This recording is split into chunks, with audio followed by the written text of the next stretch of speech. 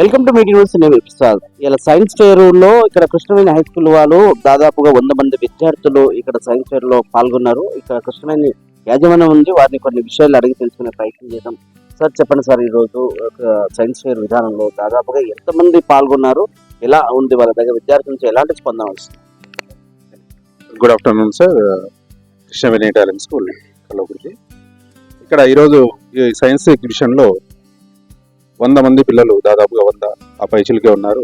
అందరూ కూడా వాళ్ళ యొక్క ప్రదర్శనలు, వాళ్ళలో ఉండేటువంటి ప్రతిభ ఏదైతే ఉన్నదో వాళ్ళ టీచర్స్, వాళ్ళ తల్లిదండ్రుల సహకారంతో వాళ్ళు ఈ యొక్క ప్రాజెక్ట్స్ని చేసుకొని రావడం జరిగింది సార్. అండ్ పిల్లలు మన దగ్గర 500+ స్టూడెంట్స్ మన దగ్గర చదువుతున్నారు.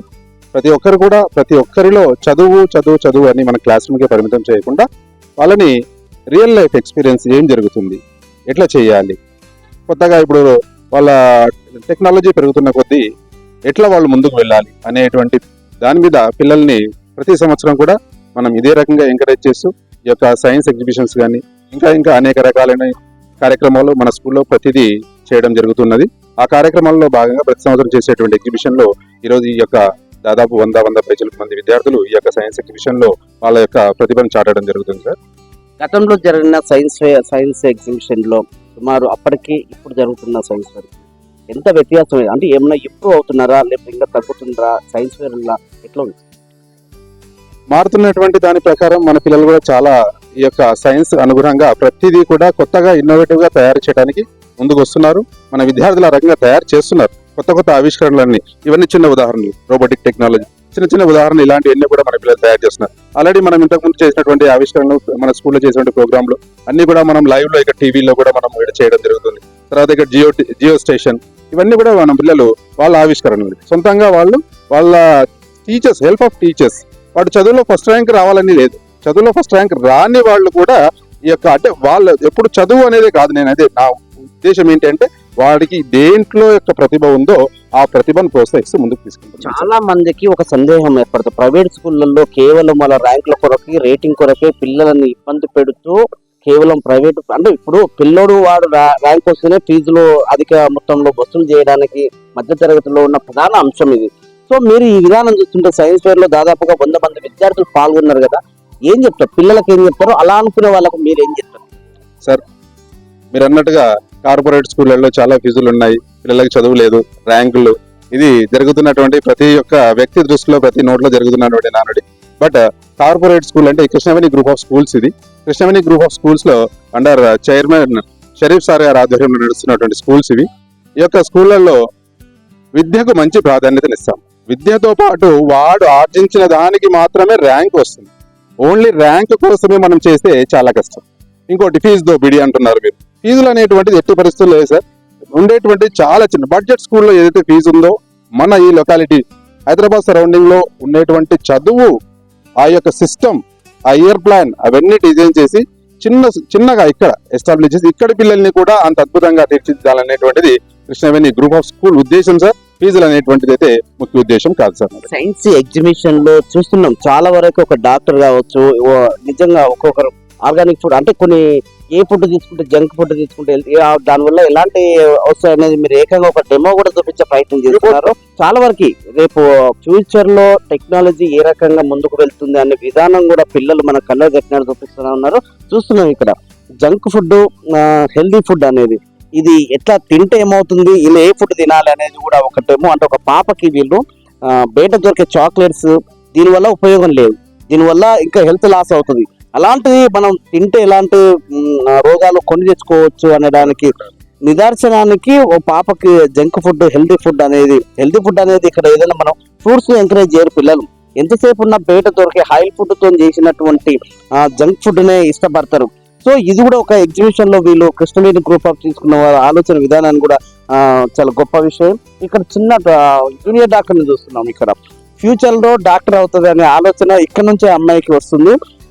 ఈమె డాక్టర్, అంటే జంక్ ఫుడ్ తినడం వల్ల వచ్చే దానికి డాక్టర్ గారు ఇక్కడికి వెళ్లాల్సింది. సో పిల్లలకి ఈజీగా అర్థమయ్యే విధానాన్ని వీళ్ళు ప్రవేశపెట్టారు. చిన్న పిల్లలు ఇప్పుడు ఏదైతే మనకు సీన్స్ ఆర్గానిక్ ఏదో మనకు న్యాచురల్ దొరికే విధానంతో కూడా ఎలాంటి తయారు చేసుకోవచ్చు, అని చెప్పుకోవడానికి చాలా మంది ఇక్కడ సైన్స్ ఫేర్ ఎగ్జిబిషన్ లో కృష్ణవేణి హై స్కూల్ వాళ్ళు పెద్ద మొత్తంలో కూడా ఇక్కడ బాగా చేశారు. మొత్తానికి ఇక్కడ సార్ చివరిగా చెప్పండి, మీ పిల్లల్లో వాళ్ళ స్పందన ఎలా ఉంది, వాళ్ళ పేరెంట్స్ కి మీరు ఏం చెప్పడం? పిల్లలు స్కూల్లో ఒత్తిడి చదువు లేకుండా చాలా ఆడుతూ పాడుతూ ఇలాంటి కార్యక్రమాలు ఎన్నో చేస్తూ చాలా చక్కటి విద్యను అభ్యసిస్తున్నారు సార్. అదే రకంగా ఈ యొక్క మేము ఇవన్నీ చేయడానికి మాకు పేరెంట్స్ సహకారం కూడా, ప్రతి పేరెంట్కి నిజంగా చేతులెత్తి నమస్కరించాలి. ప్రతి పేరెంట్ కూడా మాకు ఈ యొక్క సహకారాన్ని అందిస్తున్నారు. వాళ్ళ పిల్లల్ని ఈ రకంగా మోటివేట్ చేస్తూ మా సహకారం, పేరెంట్స్ సహకారంతో ఇప్పటి వరకు మన స్కూల్లో చదివినటువంటి చాలా మంది విద్యార్థులు కూడా ఎంతో మంది మంచి మంచి గవర్నమెంట్ కానీ, తర్వాత వేరే హైయర్ పొజిషన్ లో కానీ, ఫారిన్ కంపెనీస్కి వెళ్ళి కూడా సేవలను అందిస్తున్నటువంటి మన విద్యార్థులు ఎంతో మంది ఉన్నారని చెప్పవచ్చు. రీసెంట్ గా 2 years బ్యాక్ మన దగ్గర ఉండేటువంటి 3 విద్యార్థులు, రష్మిక అండ్ దీక్షిత అండ్ లక్ష్మీ మేఘన అని 3 విద్యార్థులు మన దగ్గర చదివి వెళ్ళిన ఈరోజు ఎంబీబీఎస్ సీట్ సాధించి ఎంబీబీఎస్ చేస్తున్నారు రీసెంట్ గా. తర్వాత రీసెంట్ గా మనం విన్నాం అందరం, కలవకుర్తిలో గ్రూప్స్ సాధించినటువంటి అమ్మాయి సాహితి గారు. ఆ అమ్మాయి ఏదైతే ఉందో కృష్ణవేణి గ్రూప్ ఆఫ్ స్కూల్ నుంచి వెళ్ళినటువంటి విద్యార్థిని. ఈ రకంగా ప్రతి విషయాలలో పిల్లల్ని ఎంకరేజ్ చేస్తూ ఉండటం వల్లనే వాళ్ళకు ఇవన్నీ కూడా మెంటల్ అంటే చాలా ప్రశాంతమైనటువంటి ఎన్విరాన్మెంట్ లో, హైదరాబాద్ లో ఒత్తిడి ఉండేటువంటి ప్లేస్ లో కాకుండా ప్రశాంతమైన వాతావరణం చదివి హైదరాబాద్ చదువులకు ధీటుగా మేమేం తక్కువ కాదు అనేటువంటిది మన పిల్లలు ప్రూవ్ చేశారు sir.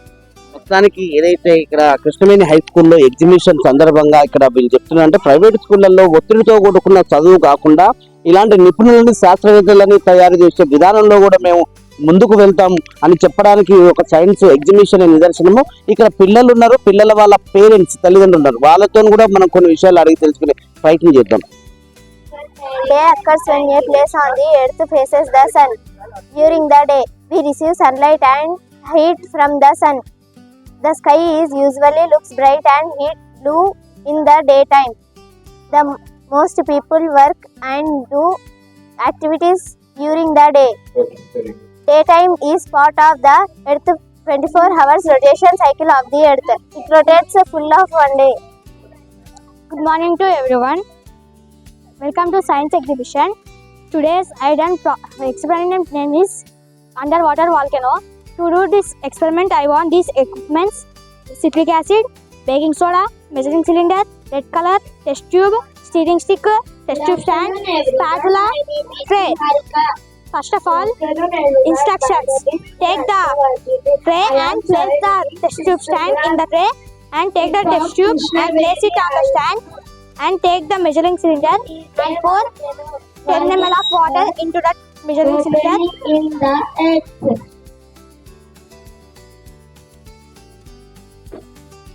Pour it into the test tube. Add 2 drops of red color into the test tube and mix using the stirring stick.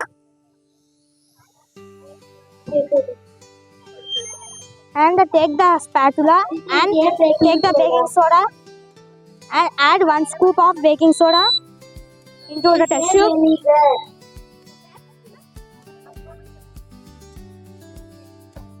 And take the measuring cylinder, add 20 ml of oil into the measuring cylinder. Slowly pour it into the test tube.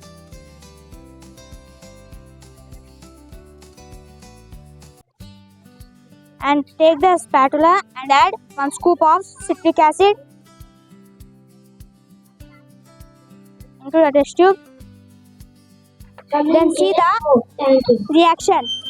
The underground water form a volcano. Science behind this, similar to the previous experiment, bubbles of carbon dioxide are released. But in this experiment, the bubbles move slowly through the oil layer because oil is thicker and stickier than water. This property of oil is called viscosity. Thank you. Good morning to everyone. Myself Uday Surya from Kృష్ణవేణి High School. I am studying in 10th standard. Today, part of National Science Day, I prepared this project about the water force. This hanger has some weight. Let me check it. This object has a 50 grams weight in air. Let me take the bucket.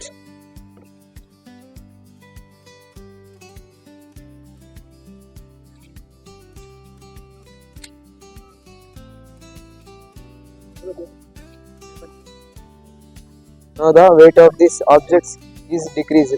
This is due to the water gives the force called the buoyancy force. Due to buoyancy force, the object weight will be decreased. Before this is 50 grams. Object in air 50 grams. In water it decreased to somewhat 40 grams. This 10 grams will be in the water. This is due to the buoyancy force. Thank you. Good morning to everyone. Myself Dreamesh Chandra from 10th standard. I am studying in Krishnaveni High School. Today, part of National Science Day, I prepared a ray diagrams and in the realistic. This is the object. The kerosene with the object gives a candle flame. This light rays passes through this lens, convex lens, and the image will be formed on the screen, black screen. Let the object distance with 34 centimeters. Here we can see the scale, and the image distance is 44. Let us calculate with the formula, lens formula. 1 by f is equals to 1 by v minus 1 by u. We substitute we want to find the focal length of this convex lens. The image distance will be 44 centimeters and the object distance will be 34 centimeters. In lens, we should take according to sin convergence, you should take the object distance in negative minus 34. The calculation will be, it's about the 19 point something. This gives the focal length of this lens, convex lens. This lens has a focal length about the 20 centimeters. Thank you. Good afternoon to everyone. Myself Fatani Yahan. I am studying in 6th class in Krishnaveni Talent School. This is a geostationary satellite work model. This is a sun. This is an earth. This is a satellite. I am opening the motor. Earth rotates the sun. Thank you. Good morning to everyone. Myself Swati from 8th standard in Krishnaveni High School. Today, as a part of science exhibition, I have prepared a developing city with pollution. In our day-to-day life, we are seeing the development of cities. Actually, we don't know what is happening in our environment. When we go outside, there is no development of cities, but there is the pollution on the way. When we dig the borewells, instead of pure water, we getting the dirty water. On this globe, there are few places which having the groundwater. Pollution is a very big problem in our environment. It causes the diseases on our environment. Air pollution is causes by vehicles, factories, smoke, etc. Water pollution is causes by when we throw the dirty waste on rivers, seas, etc. Thank you. Good afternoon to everyone. My name is B. Sadhita. I am studying in 8th standard. As a part of National Science Day celebrations, I have done about how the air pollution and water pollution occurs on the earth. Air pollution occurs when the harmful substances enter into the earth's atmosphere. Primary sources: volcanic eruptions. Environment: the global warming due to the depletion of the ozone layer and the effect of the greenhouse. Water pollution. This is the fresh air, and the water pollution do not occur in the fresh air like village. This is the city. Water pollution and air pollution occurs on the city. Water pollution is the contamination of the water bodies like ponds, rivers, lakes, etc. Usually the activities of the humans. Primary sources: industrial waste and the runoff of the environment, plastic waste. Major effects: health, waterborne diseases like cholera. Thank you. పెద్ద పాప big పాప 6th class నవ్య, second పాప వచ్చేసి శ్రీజ్యోతి 3rd class, Devansh వచ్చేసి 1st class. మా ముగ్గురు పిల్లలు Krishnaveni high స్కూల్లోనే అవుతారు. ఫస్ట్ ఆఫ్ ఆల్ స్కూల్లో discipline first of all, study next. First of all వచ్చేసి డిసిప్లిన్ ఫస్ట్ ఉంటుంది కృష్ణవేణి హై స్కూల్. ఏ దానికైనా ఏ ప్రోగ్రామ్కైనా నేను అటెండ్ అవుతా. మంచిగా మమ్మల్ని రిసీవ్ చేసుకుంటారు స్కూల్లో. ప్రతి ఒక్క టీచర్ మాకు మాకు సపోర్ట్ ఇస్తారు. దేనికైనా మేము ఈ సైన్స్ ఫేర్ వల్ల పిల్లలు ఏం చెప్తారు? సైన్స్ ఫెయిర్లో బాగా అందరూ చాలా కృషి చేసారు. మంచిగా 1 వీక్ నుంచి బాగా అందరూ మంచిగా చేస్తున్నారు. మా పెద్ద పాప వచ్చేసి వాటర్ సైకిల్ చేసింది. ఆమె కొంచెం హెల్ప్ చేసినా బాగా చేసింది. ఆమె మంచిగా ఎక్స్ప్లెయిన్ కూడా చేస్తుంది. శ్రీజూత్ వచ్చేసి వాళ్ళకైనా చేసింది. ఆమె కూడా మంచిగా చేసింది. తిమ్మరాజపల్లి సార్ మాది. నా పేరు మల్లేషు. మా పాప 2nd class, Mokshasri, Mudvi 1st class. Sir వాళ్ళు బాగానే చేస్తున్నారు. సైన్స్గా ప్రతి విద్యార్థి టాలెంట్ ఎవరిది సొంతంగా సార్, ప్రతి విద్యార్థి అవగాహన కానీ ఒక్కొక్క విద్యార్థి ఒక్కొక్క దాంట్లో నిమగ్నం అవుతారు సార్. ఇలాంటిది చేస్తే వాళ్ళ టాలెంట్ ఏందనేది నిరూపణ అవుతుంది sir.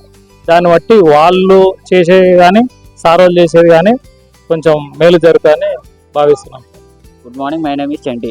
I am from Krishnaveni School. I am studying 10th standard. I have prepared solar cooker with the help of TV dish and aluminium foil, and I used some vessels. For preparation during preparation of this thing, I used glue for sticking of aluminium foil. First, I taken dish and kept aluminium foil on this dish and kept this.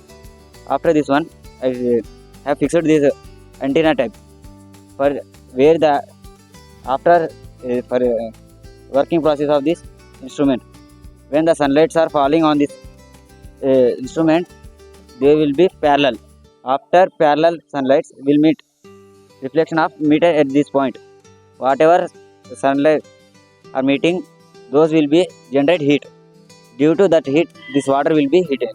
చూస్తున్నాం ఇక్కడ water అయితే heat ఎక్కింది. Almost అక్కడ ఒక egg కూడా పెట్టాడు. అది కూడా ఫైనల్ స్టేజ్ లో ఉంది. సో నీకు ఎంత సమయం పట్టింది ఇది చేయడానికి? ఎలా వచ్చింది ఈ ఆలోచన?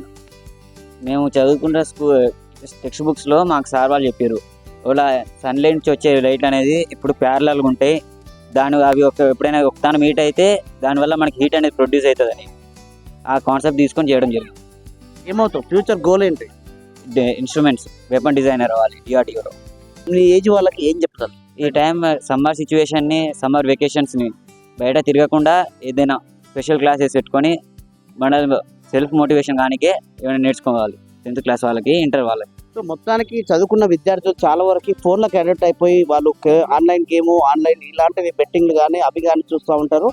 అలాంటి దాంట్లో టైం వృధా చేయకుండా ఇలాంటి ఏదైనా ఎక్స్పెరిమెంట్లు చేసి ఇటు దేశానికి ఏదైనా సేవ చేసే దాని కోసం మీరు సమయం ఇవ్వాలని 10th క్లాస్ అబ్బాయి చెప్తా ఉన్నాడు. సోలార్తో తయారు చేసిన ఈ విధానం చాలా బాగుంది. మొత్తానికి కృష్ణవేణి స్కూల్లో చాలా మంది, దాదాపు 100 మంది స్టూడెంట్స్ ఇలా రకరకాలుగా అన్ని సమాజానికి కావాల్సినటువంటి అన్ని పరికరాలు అన్ని కావాల్సినటువంటి తయారు చేసి పెద్ద మొత్తంలో కూడా అందరినీ ఆకట్టుకుంటుంది. మొత్తానికి ఇదంతా చూస్తున్నాను మీటింగ్ న్యూస్.